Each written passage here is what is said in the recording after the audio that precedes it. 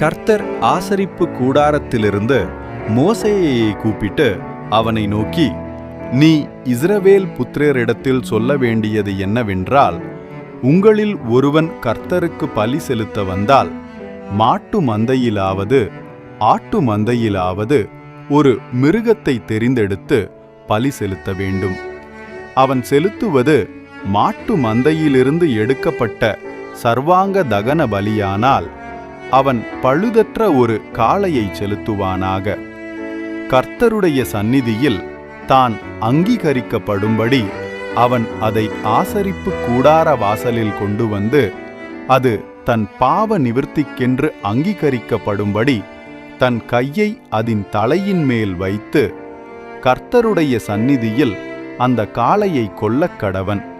அப்பொழுது ஆரோனின் குமாரராகிய ஆசாரியர்கள் அதன் இரத்தத்தை எடுத்து அதை ஆசரிப்பு கூடார வாசலில் இருக்கிற பலிபீடத்தின் மேல் சுற்றிலும் தெளிக்க கடவர்கள். பின்பு அவன் அந்த சர்வாங்க தகன பலியை தோலுரித்து அதை சந்து சந்தாக துண்டிக்க கடவன். அப்பொழுது ஆசாரியனாகிய ஆரோனின் குமாரர் பலிபீடத்தின் மேல் அக்கிமியை போட்டு அக்கிமியின் மேல் கட்டைகளை அடுக்கி, அவன் குமாரராகிய ஆசாரியர்கள் துண்டங்களையும் தலையையும் கொழுப்பையும் பலிபீடத்திலுள்ள அக்கினியில் இருக்கிற கட்டைகளின் மேல் அடுக்கி வைக்க கடவர்கள். அதன் குடல்களையும் தொடைகளையும் அவன் தண்ணீரினால் கழுவுவானாக. அவைகளையெல்லாம் ஆசாரியன் பலிபீடத்தின் மேல் சர்வாங்க தகன பலியாக தகனிக்க கடவன். இது கர்த்தருக்கு சுகந்த வாசனையான தகன பலி. அவன் செலுத்துவது செம்மறியாட்டு மந்தையிலுள்ள ஆடுகளிலாவது வெள்ளாட்டு மந்தையிலுள்ள ஆடுகளிலாவது எடுக்கப்பட்ட சர்வாங்க தகன பலியானால், பழுதற்ற ஒரு உணபலியானால் பழுதற்ற ஒரு கடாவை கொண்டு வந்து கர்த்தருடைய சந்நிதியில் பலிபீடத்தின் வடபுறத்தில் அதை கொல்லக் கடவன். அப்பொழுது ஆரோனின் குமாரராகிய ஆசாரியர்கள் அதன் இரத்தத்தை பலிபீடத்தின் மேல் சுற்றிலும் தெளிக்க கடவர்கள். பின்பு அவன் அதை சந்து சந்தாகத் துண்டித்து அதன் தலையையும் கொழுப்பையும் கூட வைப்பானாக.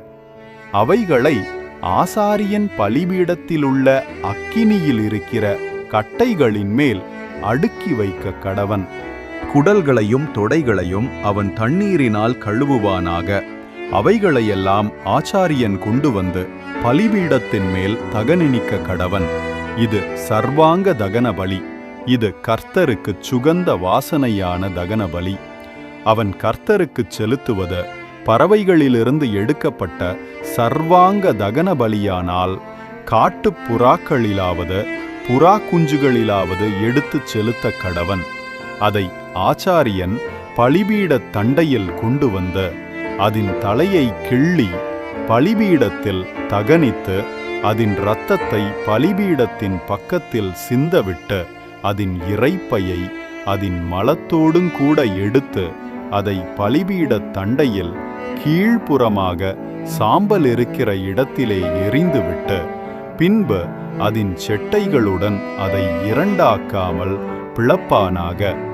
பின்பு ஆசாரியன் அதை பலிபீடத்திலுள்ள அக்கினியில் இருக்கிற கட்டைகளின் மேல் தகனிக்க கடவன்.